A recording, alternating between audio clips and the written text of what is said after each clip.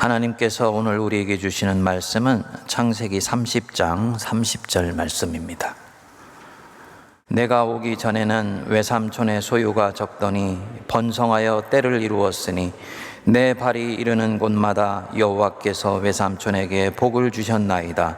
그러나 나는 언제나 내 집을 세우리이까. 아멘. 우리가 여태까지 사도행전을 묵상해 오고 있었습니다만 오늘을 포함해서 향후 몇 주는 종려주일 또 부활절 이렇게 있어서 절기와 관련된 본문으로 말씀을 나누게 됩니다. 우리 성도님들 요즘 어떻게 살고 계신지요? 삶이 원하는 대로, 내가 계획하는 대로 차곡차곡 잘 진행되고 있으십니까? 아니면 뭔가 나는 지금 제자리 걸음을 하고 있는 것 같다. 의미 없는 시간들이 계속 흘러가면서 소모적인 삶을 살아가고 있는 것 같다. 이런 마음이 드십니까? 야곱이 형 에서의 장자권을 팥죽 한 그릇으로 뺏은 그로 인해서 형의 미움을 받게 되었습니다. 그래서 마치 도망치듯이 쫓겨 외삼촌 라반의 집으로 흘러 들어가게 되지요. 이때 야곱의 나이가 몇 살이었느냐? 창세기 26장 34절에는 보면 쌍둥이 형 에서가 해쪽 속의 딸들을 아내로 삼았는데 그의 나이가 40세였다. 그렇게 얘기를 합니다. 그러니까 팥죽 사건이 이 뒤에 일어났으니까 야곱이 부모의 품을 떠나서 외삼촌 라반의 집에서 인생을 출발할 때가 이미 40살이 넘은 것이지요. 우리는 막연히 야곱이 청년 시절에 부모의 품을 떠나지 않았을까 생각했는데 그게 아니에요. 그리고 야곱이 이 외삼촌의 집에서 말이 조카이지 종살이와 흡사한 아주 혹독한 세월을 보내게 됩니다.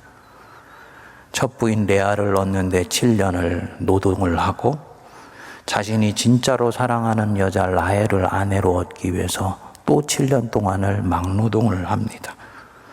그러면 이제 그의 나이가 최소 54, 55이 훌쩍 넘은 것이지요. 이게 창세기 30장의 상황입니다. 물론 야곱이 130살 이상을 살았으니까 우리가 생각하는 그런 중년의 나이는 생각하지 않아도 됩니다만 인생을 이미 꽤 산 것입니다. 어느 날 사랑하는 아내 라헬에게서 기쁜 소식이 들려왔습니다. 이 라헬이 아들을 막 낳은 거예요. 이름이 요셉입니다. 사랑하는 아들을 품에 안고 보니까 한편으로는 너무너무나 기쁘고 감사하면서도 많은 인생에 그동안 생각하지 않았던 것이 밀려오게 되지요. 자식 버젓이 잘 키우고 싶은데 생각해 보니까 얘를 위해서 뭐 하나 만들어 놓은 것이 없는 것 같은 것입니다. 마음이 어떻겠습니까? 살아왔던 세월에 대한 회한이 물밀듯이 밀려오게 되지요.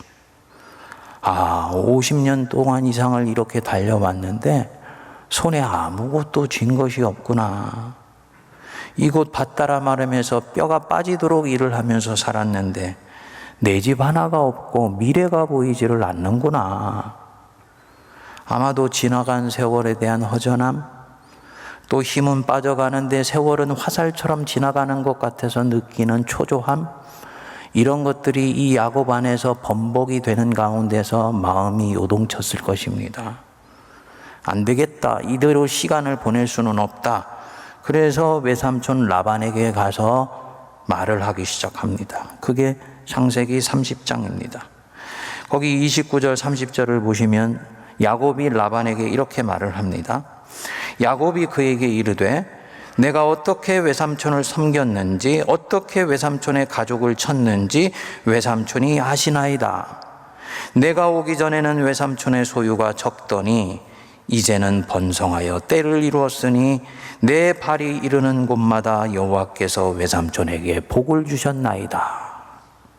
자신이 밧단 아람에 오고 난 뒤에 하나님이 자기를 통해서 외삼촌에게 어떤 큰 복을 내리셨는지를 환기시키는 것이지요. 그리고는 말을 합니다. 그러나 나는 언제나 내 집을 세우나이까. 기가 막힌 표현이에요. 나는 언제나 내 집을 세우나이까. 외삼촌 가문은 나 때문에 지금 번성하게 되었는데 정작 나는 아무것도 내 손에 쥔 것이 없습니다. 나는 언제나 내 집을 세우겠나이까. 이 여태까지 말씀드렸던 복합적인 감정이 다 묻어 있는 말이죠. 부지런히 씨를 뿌렸지만 열매 한 톨 거둔 것이 없다. 최선을 다해서 사는 것 같은데 내 손에 쥐고 있는 성과는 내게는 턱도 미치지를 못하는 것 같다. 나는 언제나 내 인생에 결실을 얻겠나이까. 이 야곱의 이야기가 아니고 우리 자신의 이야기입니다. 우리 인생에도 이런 자조 섞인 고백이 흘러나오는 때가 있지요. 열심히 노력한 것 같은데 삶은 내가 원하는 대로 풀려가지 않아요. 열심히 인생의 연료는 떼고 있는 것 같은데 이 인생이라는 배는 내가 원하는 방향으로 흘러가지를 않습니다. 터덜터덜 어둠의 터널을 지나가고 있는 것 같아요. 이 터널이 언제 끝날 줄 알 수 없지요. 이런 때 되면 꼭 전화가 한 통 옵니다. 오랜만에 친구한테 전화가 오는 거예요. 야, 친구야, 그 있잖아, 우리 대학교 때 우리 동창 박아목에 그 요번에 기업에 상무가 되었대. 내가 잘 나가고 있을 때는 이런 얘기 들으면 마음껏 축복해 줄 수 있는데 그런 마음이 들지 않아요. 근데 이 친구가 지나가는 말로 저한테 툭 던집니다. 그 친구 말이야, 대학교 다닐 때는 자네보다 덜 똑똑했는데. 여러분, 마음이 속이 상하지요. 비교하면 안 된다는 것 아는데요. 이런 순간에 비교한다는 건 내 인생에 하나도 도움이 되지 않는다는 것 아는데, 하지만 내 속에서 불쑥불쑥 올라오는 것은 숨길 수가 없습니다. 누군가 잘 되는 거 보면서 나는 더 초라하게 보이는 거죠. 아, 나는 언제나 내 집을 세울 수가 있을까? 뭔가를 이루는 그날이 오기는 할까? 이것이 나는 언제나 내 집을 세우리까? 이 질문입니다. 이 대목을 묵상하면 저는 제가 여태까지 살아온 시간들, 특히 이 미국에서 10년간 유학 생활할 때 생각이 나요. 29살에 제가 신학을 시작을 했습니다. 당시에 제일 숫자가 많은 나이대가 26살이었어요. 그러니까 한 3년이 늦은 것이죠. 그리고 38살에 아내와 아이들 셋 데리고 유학을 나가야 되겠다는 결심이 있었더라고요. 근데 주변에서 전부 다 말리더라고요. 목사님, 38살이면 유학을 마치고 돌아오는 나이입니다. 그 연세에 혼자도 아니고 가족들 다 데리고 가시면 생활은 어떻게 하시고 공부는 언제 하십니까? 장담하건대 목사님은 절대로 한국으로 돌아오실 수 없을 겁니다. 이렇게 막 겁을 주더라고요. 그런데 기도하면 가야 되겠다는 생각이 드는 거예요. 기도해 보시는 분들은 이게 뭔지 알지요. 유학을 나가게 됐습니다. 근데 나갔으면 늦게 갔으니까 열심히 공부만 했어야 되는데 그러지를 못했어요. 목사다 보니까 그 이민사회에 살고 있는 성도들의 삶의 상황이 보이더라고요. 그래서 결국은 이민사회에 좀 도와야 되겠다 해서 비영리 단체를 만들어가지고 다음 세대 사역을 시작을 하고, 이것이 결국은 교회를 세우고 개척하는 데로까지 나아가게 되었습니다. 또다시 공부가 처지게 되었지요. 결국은 너무 과로를 해서 몸이 부러지게 되었어요. 겨우겨우 회복을 해서 박사 논문을 본격적으로 쓰려고 보니까 나이가 46살이더라고요. 저와 같이 다니던 우리 동기 동창들 하나씩 둘씩 논문 마치고 들어가요. 마음이 참 그래요. 나는 여태까지 뭐 했지? 공부하고 목회하느라고 열심히 산 것 같은데 남는 게 없네. 그러고 보니까 그 나이가 되도록 이뤄놓은 것이 없는 것 같은 거예요. 그때 전에 한번 성도님들께 말씀드렸던 그 서울 근교에 있는 이름만 대면 아는 교회에서 청빙위원들이 샌프란시스코를 직접 찾아온 것입니다. 그렇지 않아도 박사과정 들어와서 진척은 약하지. 나이는 들어가지, 세월만 보내는 것 같지, 애들은 커가는 것 같지, 초조해 있던 차에 이 교회에서 제안이 들어오니까 당장 달려가고 싶은 마음이 들지 않겠습니까? 기도하는 중에 그런데 주님이 말씀하시는 거예요. 2년 동안은 네가 여기에 머물러 있어야 된다. 결국은 거의 내정되어진 이 청빙 과정에 응하지를 못했습니다.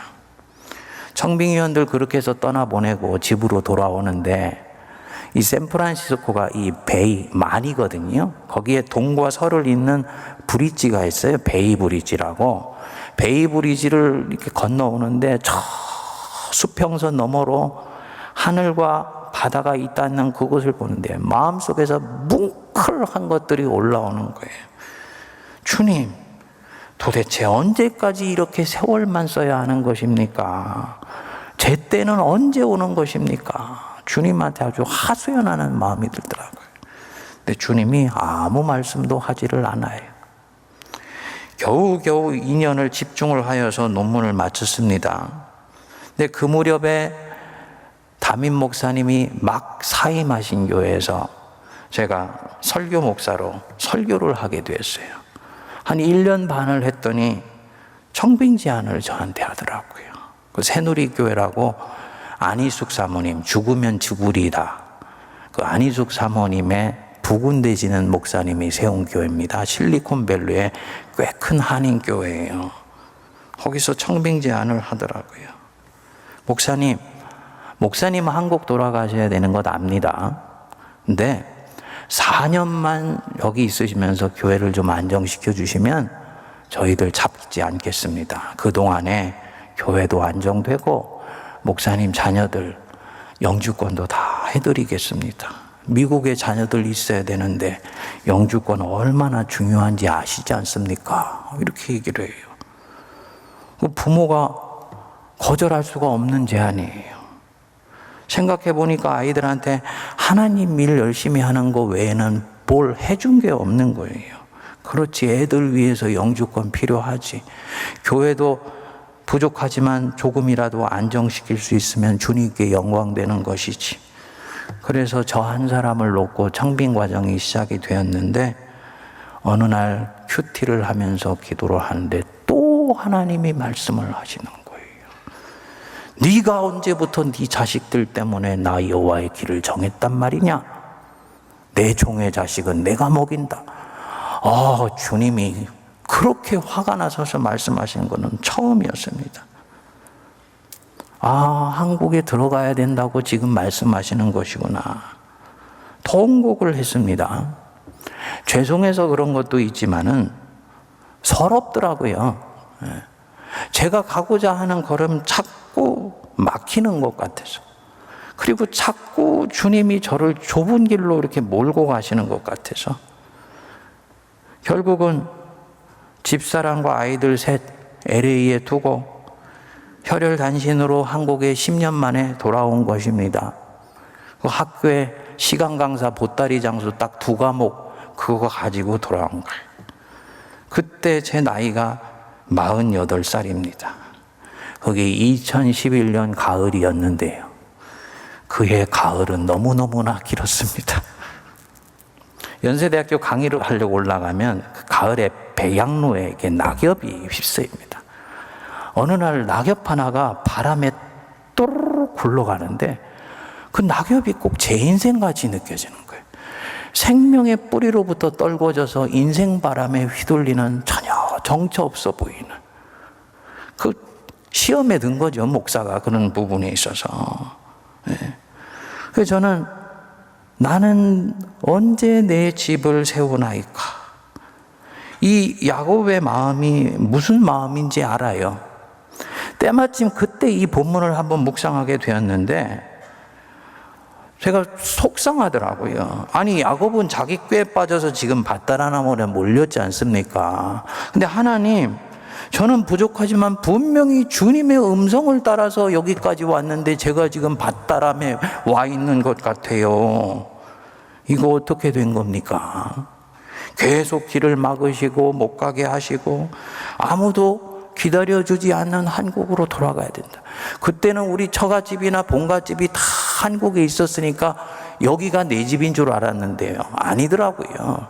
결혼하고 자식 낳고 보니까 내 자식 있는 곳이 내 집이고 나랑 같이 이불 덮고 사는 사람이 있는 곳이 결국은 내 집이더라고요. 동의하시죠? 우리 어르신들한테는 죄송합니다만 사실이더라고요. 잘못 판단하고 온 거 아니야? 막 이런 마음이 들더라고요. 결국은 그렇게 해가지고 이 반년 동안을 주님을 붙들고 씨름을 했습니다. 그때 제가 알았습니다. 하나님의 뜻대로 결정해서 간다고 해서 주님이 그 길을 순탄하게 열어주시는 건 아니구나. 하나님 백성이 당해야 되는 몫에 힘든 부분들은 그대로 겪게 하시면서 당신이 무슨 일을 이루어 가시는구나 제가 알게 되었습니다. 반년의 시간 그렇게 힘들게 지나고 나서 포항에서 부르심이 오더라고요. 지금 생각해 보면 그때 그 순간순간들요, 저는 하나님의 테스트였다고 확신합니다. 그래, 네가 나를 주님이라고 부르고 너는 너 자신을 나의 종이라고 하는데 진짜 내가 네 주인인지 한번 보자. 진짜 네가 내 종인지 한번 보자. 주님이 시험하셨다고 봅니다. 그리고 그때는 제가 느끼지 못했는데요, 가끔씩 이 상황들을 일기장을 보면서 살펴보면서 중요한 부분 깨달은 것이 있었어요. 사실은 주님은 제가 미국 나갈 때 이미 정하신 뜻이 있으셨습니다. 공부를 마치면 돌아와야 하며 마치기 전에는 절대로 돌아올 수 없다. 이게 주님이 정하신 뜻이었어요. 그런데 그 상황 안으로 들어가니까 막 현실이 꼬이면서 거기에 머물러 있어야지 인생이 타개가 될 것 같고 막 이런 마음이 들었던 것입니다. 아, 주님은 정하신 뜻대로 나를 이끌어 가신 것이구나. 사랑하는 여러분, 모든 일에는 때가 있습니다. 전도서 3장에 말씀했죠. 범사의 기한이 있고 천하만사가 다 때가 있느니라. 뿌리는 때가 있고 양분을 주는 때가 있고 수확의 때를 위해서 물을 주는 때가 있다. 이 야곱의 밧다나람의 짧으면 15년, 길면 20년의 세월은 그의 인생에서 보면 처음으로 하나님의 일을 이루기 위해서 이 야곱이 씨를 뿌리고 물을 주는 시간이었습니다. 그런데 야곱으로 볼 때 고약한 것이 하나 있어요. 그는 자기가 지금 하나님의 일을 하고 있다는 것을 압니까? 모릅니까? 왜 대답이 없으세요? 몰라요. 이게 중요한 부분입니다. 하나님의 일은 때때로 은폐된 가운데에서 내 인생 속에 진행될 수 있다는 것을 말하는 것입니다. 야곱은 자기가 하나님의 일을 하고 있다고는 꿈에도 생각하지 못했습니다. 그도 그럴 것이 자신은 그저 형에게 쫓겨나서 살아남기 위해서 이 외삼촌 집으로 흘러 들어갔잖아요. 그리고 그곳에서 사랑하는 여자 라헬을 만났지요. 가슴이 뛰었어요. 그 여자를 얻기 위해서 7년 동안을 열심히 노동을 하면서 섬겼습니다. 마침내 결혼을 해서 첫날 밤을 지내고 아침에 일어나 봤더니 라헬이 아니고 누구였습니까? 레아예요. 삼촌한테 속은 것이죠. 결국은 다시 라헬을 얻기 위해서 또 7년을 일을 했는데 7년을 며칠처럼 여겼다 그렇게 얘기합니다. 그리고는 여느 집에서 하듯이 그저 자식 낳아 기르는 거예요. 자식이 11명이나 되니까 아침부터 밤늦게까지 그야말로 뼈가 터져 나가도록 일할 수밖에 없는 것이지요. 이게 야곱의 밧다나람 인생의 다입니다. 그리고 세월이 훌쩍 지나서 어느 날 보니까 55이 넘어 있는 것입니다. 이 15년 세월. 그때 야곱은 전혀 눈치를 채지 못했죠. 그냥 허비한 줄 알았죠. 그러니까 이 라반에게 가서 나는 도대체 언제나 내 집을 짓겠습니까? 하고 푸념하는 것입니다. 하지만 나중에 하나님의 이 구속사의 큰 흐름에서 보니까 이 시간은 엄청나게 중요한 시간이었어요. 여기서 이스라엘의 12지파의 조상들이 만들어졌어요. 아브라함, 이삭에서 시작된 이 구속 역사가 야곱 자신에게 가서 비로소 거대한 가문을 이룰 수 있는 기틀이 지금 만들어진 것입니다. 한번 좀 더 묵상해 보실까요? 이 놀라운 기틀이 어디서 지금 만들어지고 있습니까? 자기 집이 아니에요. 내 집이 아닙니다.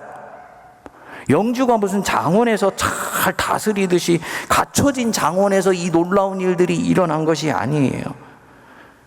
현실적인 눈으로 보면 외삼촌 집에서 종살이 하듯이 하루하루 먹고 살기 위해서 헉헉대는 인생길에서 일이 일어난 거예요. 하나님의 일이 아주 이렇게 은폐되어서 일어나는 경우가 너무너무나 많은 것입니다. 그러니까 우리 주님이 얘들아 천국은 마치 이와 같으니 자기 농부가 밭에 갖다 심은 겨자씨 하늘과 같다. 겨자씨 심을 때 누가 관심이나 갖습니까? 그런데 그 속에 생명이 있고 하나님이 그 겨자씨 내 손에 쥐어주시면 하나님은 그렇게 해서 일하시는 분인 줄 믿습니다. 우리 주님이 결국은 하나님을 사랑하는 자 그 뜻대로 부르심을 입은 자에게는 모든 것이 합력해서 선을 이루시느니라. 그대로 이 야곱의 인생길에서 이루어 주셨습니다. 표면적으로는 아무것도 아닌 줄 알았는데 20년 지나고 보니까 놀라운 일이 지금 이루어져 있는 것입니다. 무엇보다도 여기서 이 야곱 안에 있는 못된 품성이 다듬어졌어요. 사실은 야곱은 이미 하나님이 에서보다 높여주시기로 작정하셨어요. 야곱 안에 있는 기질과 가능성과 잠재력을 하나님은 에서보다 높이 보신 것이죠. 가만히 있으면 본인이 자연스럽게 장자가 될 수 있을 것인데 이 야곱의 특성이 다른 사람이 좋은 것 가지고 있으면 뺏지 않고는 견디질 못하네. 결국은 팥죽 하나로 빼앗은 것 때문에 인생이 꼬여버려가지고 밭다나무로 내밀려 버린 거죠. 한번 이렇게 살아가던 이 사람이 두 번 같은 실수 안 하겠습니까? 그런데 밭다나람에 있으면서 자기보다 한 수 위인 사기꾼을 만나면서 성품이 완전히 가다듬어져 갑니다. 외삼촌이 품삯을 10번이나 바꾸면서 자기를 속였어요. 야곱이 다 알고 있었습니다. 그런데 형의 정당한 권리까지 빼앗았던 사람이니까 성품으로 치면 이미 이 밭다나람에 싸움이 나도 수십 번은 났을 것인데 야곱은 낮에는 더위와 밤에는 추위로 눈 붙일 겨를이 없으면서 외삼촌의 양을 돌보았나이다. 어떤 사람이 된 것입니까? 충성스러운 사람이 된 거예요. 그러니까 외적 환경이 자기를 어떻게 대해도 자기는 맡아진 일에 충성하는 사람이 된 것입니다. 주님이 가장 기뻐하시는 성품이 바로 이 품성입니다. 하나님이 사실은 야곱의 이 걸음 정하시고 이전에 미리 다 말씀하셨더라고요. 집을 떠나서 밧단-아람으로 가는 길에 베델에서 나타나서 돌베개 베고 잠자는 가운데 말씀하셨어요. 내가 너와 함께 있어 네가 어디로 가든지 너를 지키며 너를 이끌어 이 땅으로 돌아오게 할지니라. 내가 네게 허락한 것을 다 이루기까지 내가 너를 떠나지 아니하리라. 사랑하는 성도님들, 하나님께서 자기 백성 부르실 때 우리 한 사람 한 사람에게 전부 이 약속 주신 줄 믿습니다. 내가 너에게 허락한 일, 너에게 작정한 그 일 이루기까지는 내가 너를 떠나지 아니하며 너를 버리지 아니할 것이다. 믿으시기 바랍니다. 정하신 일이 있어요. 저는 청년 시절에는 선택설이나 예정설을 믿지 않았습니다. 왜냐? 그건 너무 인생을 닫아놓고 보는 것 같아. 정해져 있다면 내가 이 인생을 살 가치가 어디 있고 노력할 이유가 어디 있냐 생각했습니다. 그런데 인생의 숲을 조금씩 들어가다 보니까 하나님이 한 사람을 부르실 때도 그 사람에 있는 가능성, 잠재력, 인간적인 한계들을 다 보시고 그에게 가장 아름다운 인생을 살 수 있도록 하는 그 길이 예비된 부분들이 있더라고요. 그것 따라서 마침내 인생이 꽃피면 그것으로 한 판의 인생인 거예요. 다른 사람과 비교할 것이 없는 것입니다.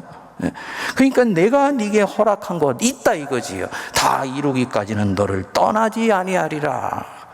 야곱이 이 주님이 말씀하셨던 것을 또렷이 기억하면서 밧단-아람 20년을 살았다면 이런 고백 안 하죠. 내가 언제나 내 집을 세우겠습니까? 이런 고백 안 하지요. 그런데 가보니까 이 세월이 진짜 만만치가 않거든요.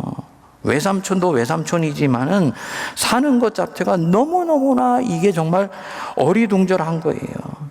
그러다 보니까 하나님의 흔적은 조금씩 줄어들고 사기꾼인 이 외삼촌의 손길이 점점 거대하게 보여서 주님이 자기에게 말씀하셨던 것도 잊어버리고 자기 이 걸음의 뜻을 놓쳐버린 것입니다. 나는 내 집을 언제 세우나이까?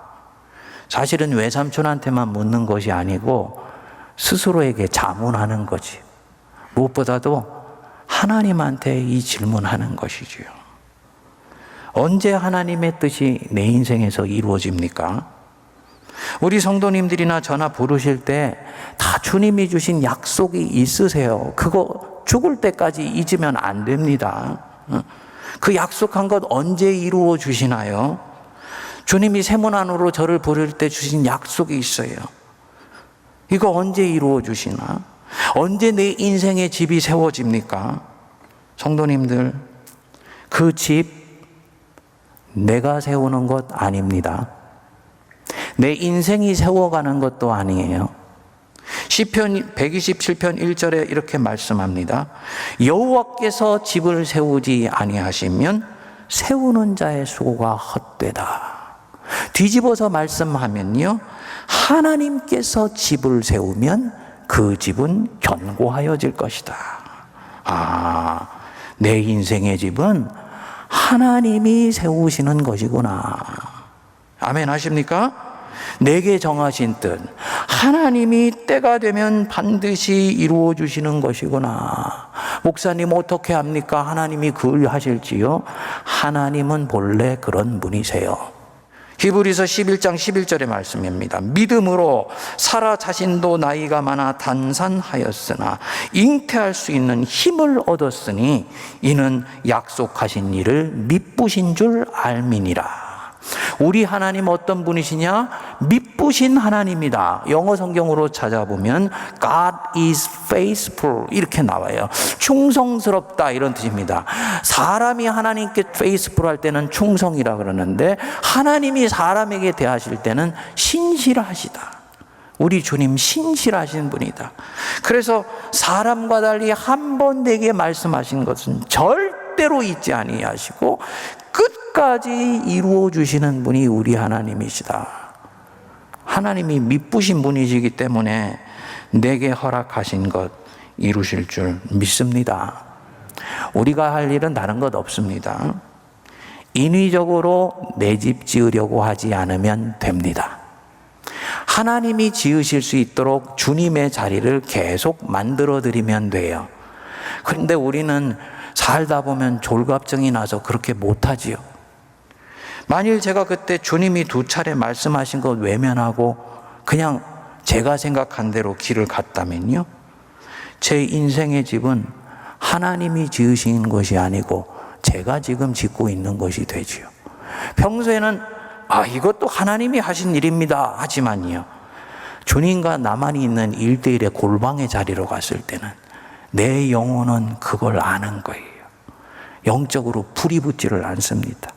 반면에 힘든 가운데서도 이전에는 하나님 집 짓지 않고 내 집 지었지만 난 이제부터 내 인생의 집은 하나님이 짓도록 할 거야 하는 굳은 결심으로 이 믿음의 걸음이 가면요, 표면적으로는 아무것도 달라진 것 같지 않은데 이 사람의 가슴 속에 성령의 불씨가 딱 심겨지게 됩니다.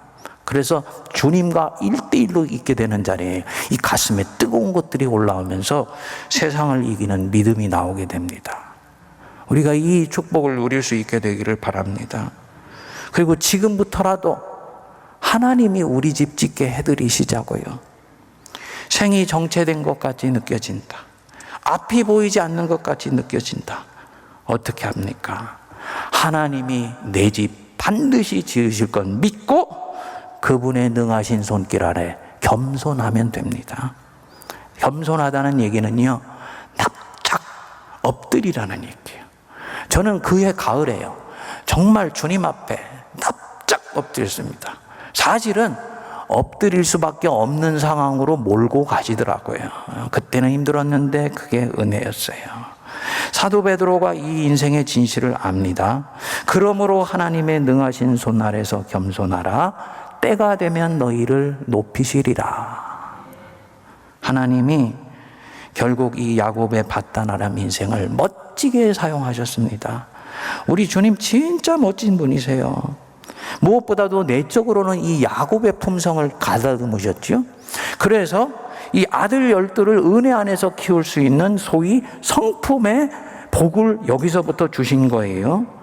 그리고 마음속에 하나님을 비로소 살아계신 하나님으로 만날 수 있도록 바꿔 놓았습니다. 그리고 그것이 끝이 아닙니다. 12이 아들을 키울 수 있도록 하는 물적인 토대를 만들어 주셨어요. 그래서 떠날 때 보면 매우 번창하여 양떼와 노비와 나귀가 심히 많았다. 이렇게 말씀을 합니다. 그가 힘든 세월 살아간 것 같지만 하나님은 이 바다나람 인생 속에서 당신의 일을 차곡차곡 진행해 가신 것입니다. 우리 인생에서도 하나님 동일하게 일하실 줄 믿습니다. 우리는 이 야곱보다는 훨씬 호조권에서 지금 이 바다나람의 세월을 가고 있잖아요. 왜냐? 야곱은 20년 있는 동안에 이 바다나람의 의미를 알지 못했어요. 깨달아 할 때가 그가 거의 떠날 때 무렵이었습니다. 그러니까 바다나람 살면서 나는 언제나 내 집 세우지 푸념하면서 살 수밖에 없는 거지요. 그런데 우리는 알아요. 이 바다나람은 십자가의 시간이었구나. 부활이 오기 위해서 당연히 지나가야 되는 십자가의 시간이라는 것을 우리는 알아요. 그리고 이 부활은 십자가의 시간을 통해서만 온다는 것을 우리는 믿습니다. 성도님들, 그러면 부활을 믿으면서 이 바다나람의 시간, 이 십자가의 시간, 야곱은 푸념하며 원망하며 살았지만 우리는 기쁨으로 살아낼 수 있게 되기를 축복합니다. 하나님 신실하심 내가 믿고 이 터널 끝난 날 반드시 올 것이며 이 십자가의 시간 이후에는 부활의 영광이 주님에게서뿐만 아니라 우리 인생 속에서도 일어날 것 믿고 기쁨으로 이 십자가의 시간을 당당하게 걸어나갈 수 있게 되기를 축복합니다.